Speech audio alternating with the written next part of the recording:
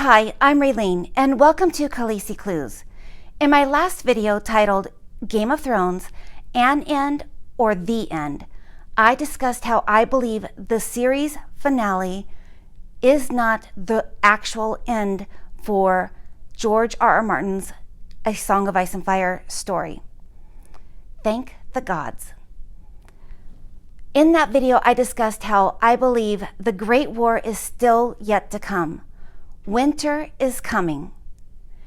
In this video, I'm going to be going a little bit further, and I'm going to be talking about some of the clues that led me to this opinion. There's one thing that George has continually said. He said the books are the books and the show is the show.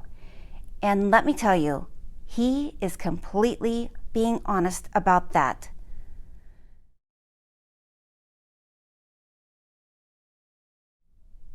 We've all been Jon Snowed. Hopefully you are all sitting down, and I hope you enjoy this video.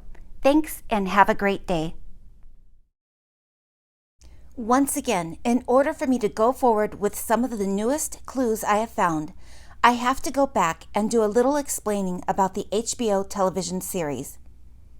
What a thrilling 8 years we had enjoying and speculating on this amazing story. I fell in love with the series from the very first episode. The mystery of Jon Snow's mother was so intriguing to me. I did not learn until later in the season that the show was based off of a series of books. I remember seeing a couple of images referencing the vast difference of the story shown in the series versus the story told in the books. A picture of the tip of an iceberg or a beautiful castle sitting above sea level, while this huge detailed monstrosity lies below sea level, hidden and just waiting to be discovered. Little did I realize how importantly true that image really was. The entire first season, I kept hearing about how the show was so amazing, but the books had so much more detail. Fans also commented on how relatively close the show was following the books, with some small adjustments here and there. So from season 1, people who had read the books were really excited to see the full story, or at least the better part of it, unfold and come to life on screen. As the seasons passed, more and more of the story was cut out, and some major changes began to happen. Fans were still very happy for the most part. The showrunners explained that many of the side stories would be cut from the main part of the story. It was understandable, so many characters to portray with only an hour to do so. Not to mention that the show had to stay within a certain budget. Fans hated to see those characters cut and changes made, but also understood why it had to be done for the most part. We were all still thinking that surely the big mysteries would be played out and mostly answered by the time the series would end. Every season kept passing by so quickly, and suddenly the dreaded final season was here.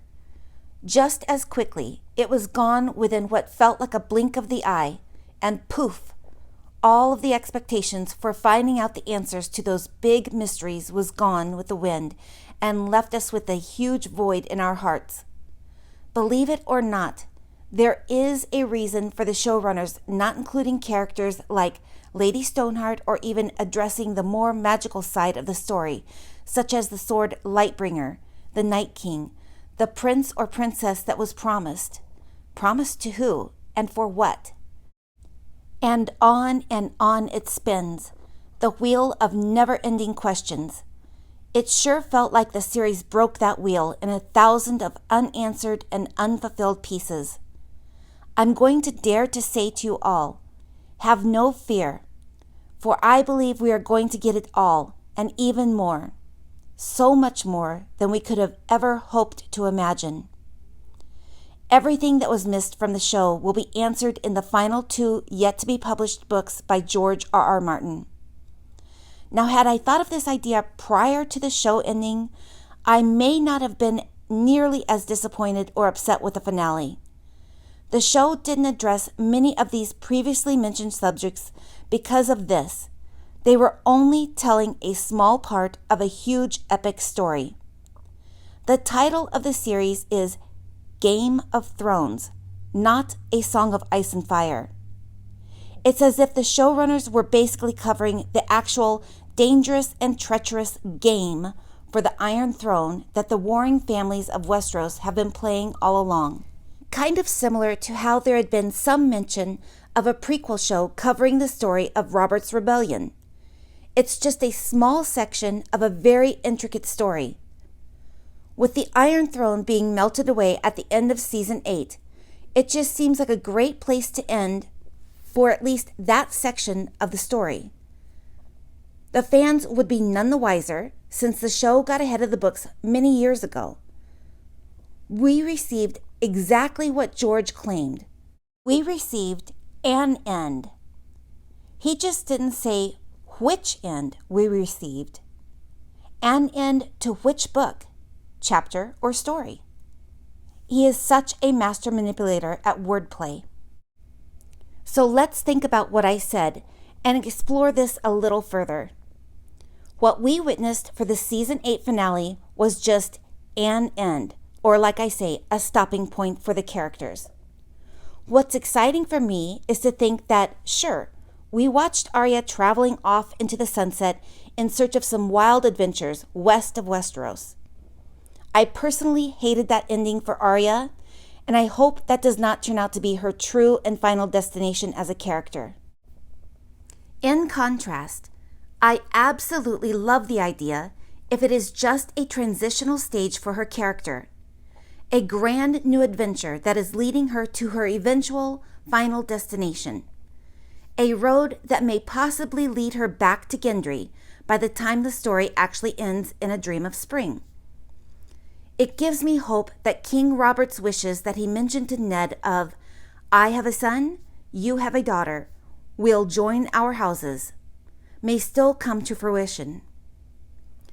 I'm sure the show had to make some changes for the main characters too, such as the death of Cersei and Jaime. We all expected them to die before the story is over. If the series had ended without their deaths, it would have definitely raised some suspicion among the fans. So the show writers definitely had to have their death in the final season. I'm hoping that their deaths in the books won't come until the end of the complete story. I would love to see Jaime have that golden hand replaced with a weapon and help fight what I believe is the great war still yet to come. Probably my biggest issue with the final season was the fact that Bran was chosen to be king. I absolutely hated it. I was so angry. I remember tossing my remote and grumbling, "You have got to be flipping kidding me." Now let me explain my anger. It wasn't that I disliked Bran as a character. You have to admit he was such a cute little boy and did a great job through the years. I hate how the character's personality had changed. Like Mira Reed said to Bran, "You died in that cave." And like Bran has stated, he is not Brandon Stark anymore. He is the three-eyed raven. And that is exactly the reason why I was so angry about Bran being chosen as the king of the 6 kingdoms. Basically, in my eyes, the children of the forest were the big winners here. May they rest in peace. Too bad they all sacrificed themselves there at the cave in order to save Bran, all because he was going to be the future king and savior. It left a lot of fans feeling horrible when we watched their brave last stand against the horrible Night King and the army of the dead who were hot after the three-eyed raven and Bran. My anger and almost hatred towards the new Bran/three-eyed raven really started to eat at me because of the character's lack of action in preventing the destruction and death that he knew was coming from Daenerys and Drogon. He knew it was going to happen, and he did absolutely nothing to stop it. What kind of king or future king, since he knew that was going to happen too? I mean, why do you think he came all that way? How could he allow that to happen to all of the people of King's Landing? Let me pull a quote from a Circe chapter. I believe it's chapter number 29 in A Feast for Crows. A king who does not protect his people is no king at all. I couldn't agree with that line anymore. Another perfect example of how wrong of an act this was is from back in Season 3, Episode 5, during the sentencing of Rickard Karstark and the men responsible for the death of the captured Lannister children. King Robb Stark instructed to have Rickard escorted to the dungeons and to hang the rest of the men. One man pleaded for mercy as he didn't kill anyone. He had just watched for the guards. Robb's response is exactly how a king should have acted.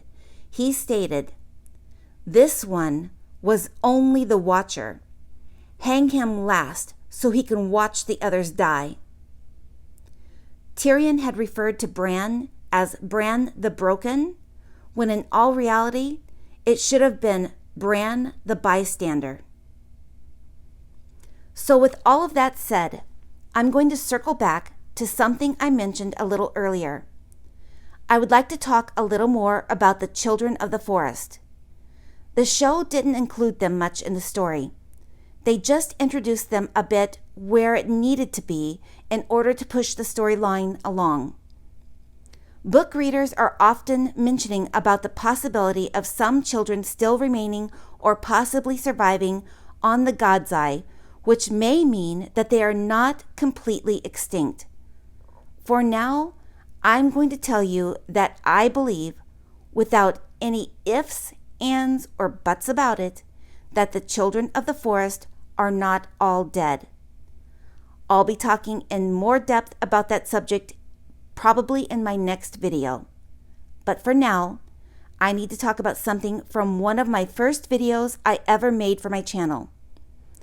I had mentioned the children of the forest and their desperate act of creating the Night King as a weapon of war. The question that had come to my mind when they created him was, what would one man do? What was so special about this one particular man that they chose to place the dragon glass in his chest in an effort to benefit their chances for winning the war?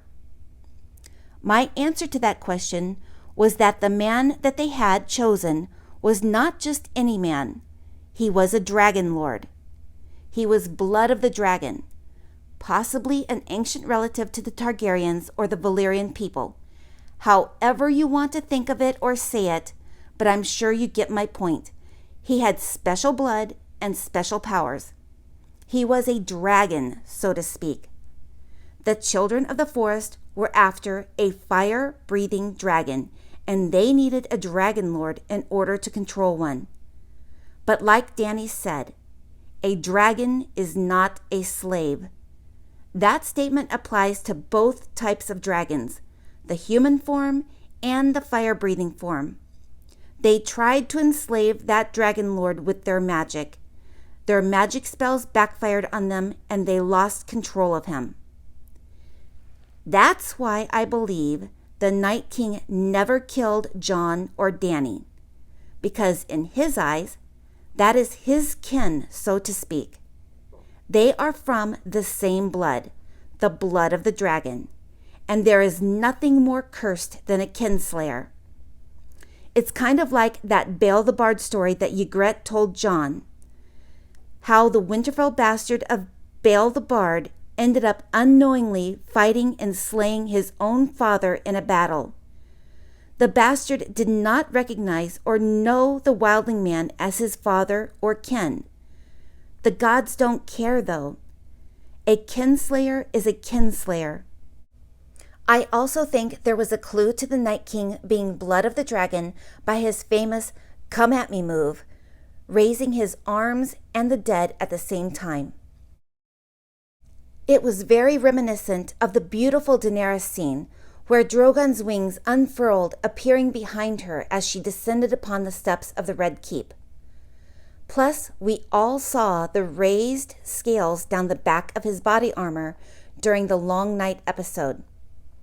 That is also why I believe Jon is not the one to kill the Night King in the story. At least it helps explain the reasoning behind it. If Jon had killed the Night King, he would have unknowingly been a kinslayer, so to speak. And in all reality, he wasn't even the main villain as we thought. The Night King was actually the good guy. He was trying to prevent the children of the forest from taking over Bran. They needed Bran because he is a powerful warg. Bran is so powerful that he can even warg a dragon, the most powerful beast in the world. And like we heard Cersei say to Littlefinger, power is power. Now that's the type of power that could win a war. This reasoning also explains why Bran did absolutely nothing to prevent the events of King's Landing. He knew that Dany and Drogon was going to roast the people. He allowed it to happen because this would then lead to the demand for the death of Daenerys for the crime. They needed Dany to die. Drogon now is no longer bonded with any dragon rider. He is just as big of a target now as Viserion was to the Night King before. Matter of fact, I believe Bran may have possibly already warged into Drogon right after the death of Daenerys. I think Bran controlled Drogon long enough to keep him from roasting Jon right there and then on the spot for killing Daenerys. So let's just get all of this straight. The Night King, he was the good guy, fighting against the children of the forest. And those cute little children of the forest, they're not all dead like we possibly thought, and they're actually the bad guys. Remember what I told you in my last video? It was a false spring. Winter is coming, and the Great War is still to come. And what did we see at the very end of the final episode for Game of Thrones besides that little weed growing through the snow? Well, they just killed our 2 queens. Bran is hot after Drogon, and they are about ready to capture our true king. That's why Bran sent Jon to the wall. Like Bran tells Jon, you were exactly where you were supposed to be. Jon is in extreme danger. I'm going to end this video with a couple of quotes. The first is King Robert from Season 1. There's a war coming, Ned. I don't know when, and I don't know who we will be fighting, but it is coming. And in case you didn't realize it, here is a couple of lines from a conversation between Tyrion and Cersei Lannister from Season 2. Cersei said, Robb Stark is a child. And Tyrion answered, who's won every battle he's fought. Do you understand? We're losing the war. I have to agree with Tyrion. We are definitely losing this war right now. With that said, can you feel the winds of winter coming? I hope you have all enjoyed this video. I know it takes me a long time to get these out, but I do try my hardest. If you would like to show support for my channel, please make sure you hit the like button or leave me a comment. Feel free to share this video. I hope everyone is staying healthy. Everyone have a wonderful day, and thank you so much for watching.